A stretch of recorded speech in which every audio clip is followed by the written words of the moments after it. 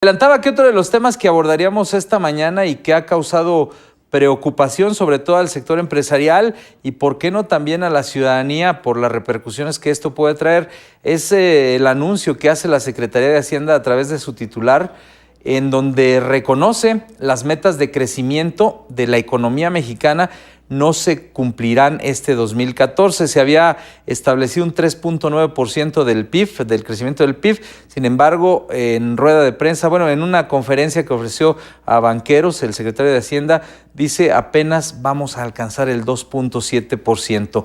Para ponérselo así muy ciudadano, muy llanamente, como público radioescucha, no como empresario, un experto, esto podría repercutir en la generación de empleo, en la generación de un mejor nivel de vida para las familias mexicanas, así muy a grandes rasgos. Pero para esto tengo a mi analista de cabecera, a Fernando Carrillo, analista económico, a quien agradezco me tome la llamada. Fernando, ¿cómo estás? Muy buenos días.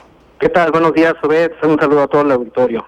Bien, pues continuando con esta línea que marca más allá de la noticia y así muy para la ciudadanía, con palabras que nos pueda entender, ¿qué significa este no crecimiento del 3.9% en México y sí un 2.7%, Fernando? Pues mira, eso lo podemos traducir de manera muy simple en que se van a dejar de crear más de 200,000 trabajos o empleos en lo que resta del año. Esa es la repercusión real de esa baja del 3.9 al 2.7. Entonces, el universitario que tiene la aspiración de encontrar un primer empleo, o cualquier persona, un obrero, un trabajador, un empleado, va a tener dificultades bastante serias a la hora de poderse colocar en el mercado laboral y poder llevar un ingreso a su casa. Esa es la repercusión de tipo más directa. Sin embargo, a todos nos toca parte de este descalabro económico, ¿no? Porque las economías empresariales se ven disminuidas.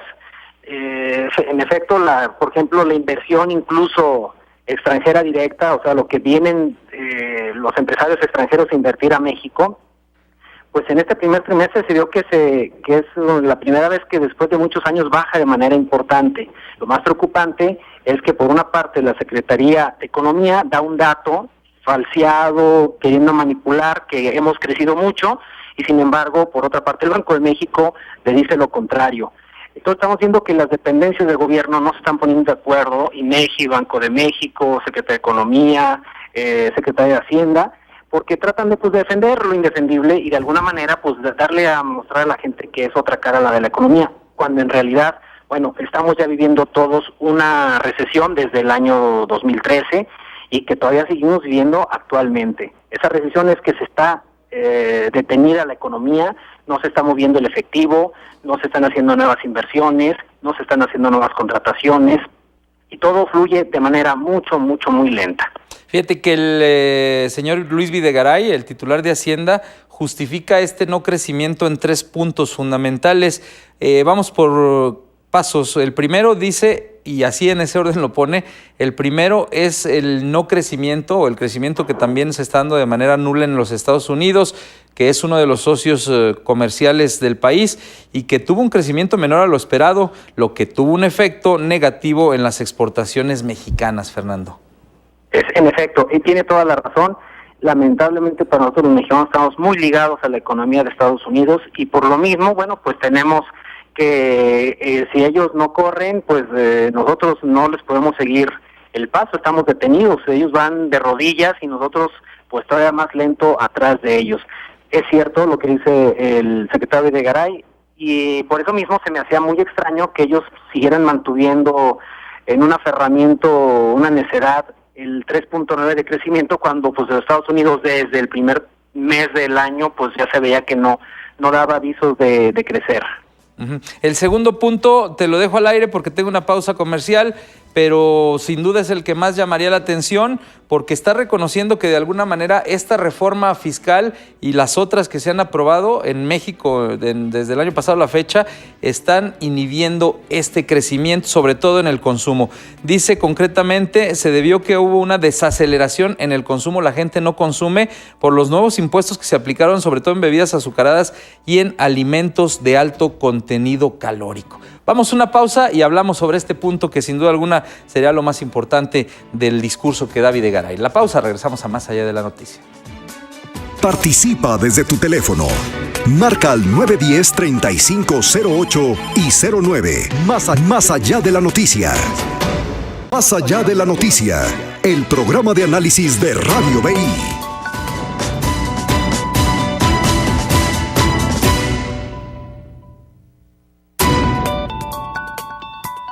9 de la mañana con 48 minutos, regresamos a Más Allá de la Noticia. Por cierto, un saludo a Alex Vela, del equipo de producción de este programa, que forma parte de un gran equipo de producción. No le digo los nombres porque son varios, después se los iré enumerando para que usted los vaya conociendo. Gracias a todo el equipo que está detrás de un servidor y que hace posible que este informativo se dé con la calidad, la objetividad y la transparencia que lo manejamos.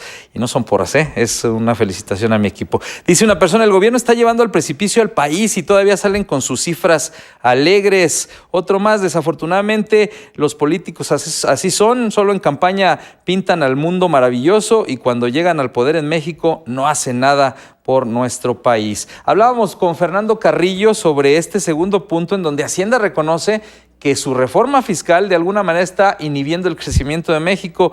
Y me llama la atención, Fernando, este punto, pues se supone que una reforma es para beneficiar, no para afectar, y Hacienda reconoce que hay una falta de consumo, una caída en el consumo en algunos productos por esta ley fiscal. Bueno, bien, parece que se nos cortó la llamada, vamos a tratar de recuperarla. Estamos con Fernando Carrillo, analista, y por lo pronto le adelanto, bueno, ya lo tenemos. Fernando, decía que me llama la atención que la reforma fiscal tan mencionada, tan destacada, tan presumida, por así llamarlo, por el gobierno federal, está provocando una baja en el consumo en algunos productos. En efecto, tienes toda la razón. La verdad es que Hacienda, al incrementar los impuestos vía esta reforma fiscal, pues sí afectó en primer término, elevó el impuesto sobre la renta y afectó a todas las personas acomodadas. Fue un duro golpe para la clase media porque todos los servicios y los productos incrementaron y pues la inflación está un poquito descontrolada. Vamos, estamos ya real, cercano al 5% y ese es un impuesto muy alto. Pero a los pobres, a la gente más desposeída, les afectó de manera desproporcionada, a través del gravamen o del impuesto contra la obesidad, por los refrescos y aperitivos. Vamos, lo que está haciendo Hacienda, y qué bueno que lo reconozca porque es el primer paso para poder avanzar. Dado que estuvieron necios a esto, nosotros lo predijimos en su momento que iba a afectar esta reforma fiscal a todos los bolsillos de la población. Sin embargo, bueno, pues era una necesidad de decir, no, esto nos va a beneficiar a todos. Hoy el gobierno está gastando más, es cierto. En el primer trimestre está gastando 13.2% más que el trimestre del año pasado, 2013. Y ese gasto lo está tomando del dinero de los hogares, vamos, de esos impuestos que le cobran a los pobres, porque pues más que ir contra la obesidad, pues hoy está yendo contra los bolsillos de la gente y eso le está afectando. Tan es así que pues la economía va de una manera en el mercado interno muy lenta. Y el tercer punto que menciona el titular de Hacienda es que la producción petrolera fue menor de 1.2% o menor a la del trimestre anterior y se están produciendo alrededor de 2.490.000 barriles de petróleo al día cuando la cifra prevista era de 500.000 y es por eso que también se afectan las finanzas del país.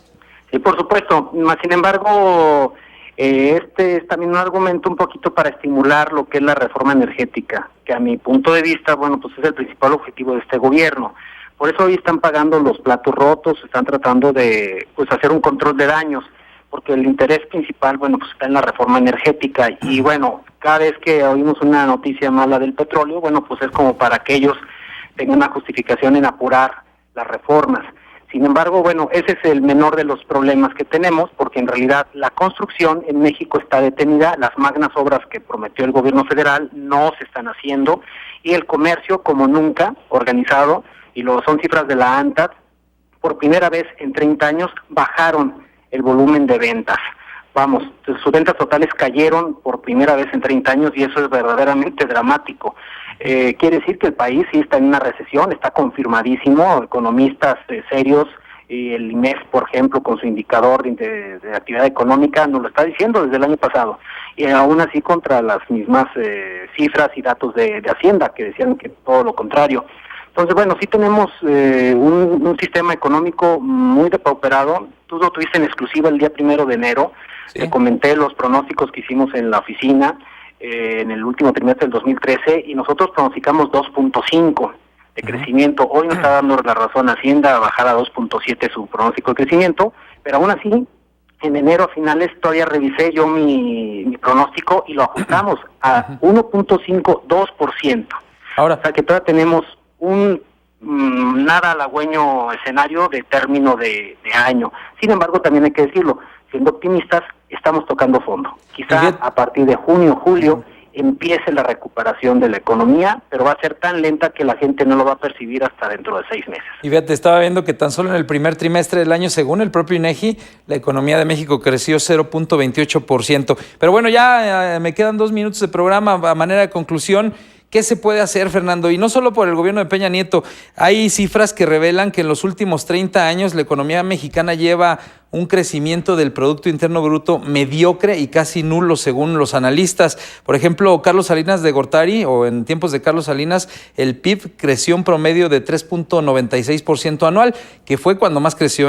Ernesto Zedillo mantuvo la economía al 3.5% anual. Vicente Fox fue al 2.5% y con Felipe Calderón fue 1.93%, la peor etapa de la economía mexicana. Entonces, en conclusión, ¿qué se puede hacer? ¿Cuál sería la recomendación de los especialistas económicos? Pues sí, de hecho, mira, esos datos que das son muy interesantes porque sí es una pena para México con el potencial económico que tiene, que solo 3 o 4 naciones estén por debajo que nosotros. Y estamos hablando de Argentina, que tiene un gobierno con Cristina Fernández, que está depauperado, está muy pobre, y Venezuela, ¿no? Por ejemplo, que pues están tronados económicamente, son gobiernos populistas, y Haití, que tiene una situación a raíz de su desastre natural, bueno, pues que no se han recuperado. México solo supera a esos países, todos los demás países están creciendo mucho más, crecen las cifras de entre el 4 y 6%, y bueno, pues lo están haciendo desde hace años, y nosotros, como bien lo mencionas, no lo estamos haciendo. La solución está en que volteemos al mercado interno, y que tengamos ya políticas muy concretas para beneficiar a la gente, o sea, que ya empecemos a ver por el bien común, no por el interés de extranjeros, ¿no? Que es el caso de la reforma energética. Estamos muy concentrados en ello y eso no va a salvar a México, la reforma petrolera. Lo que lo va a salvar es que incentivemos la microempresa en el país, que le demos recursos a la gente para que pueda contratar personal y para que podamos tener cadenas productivas mucho más eficientes.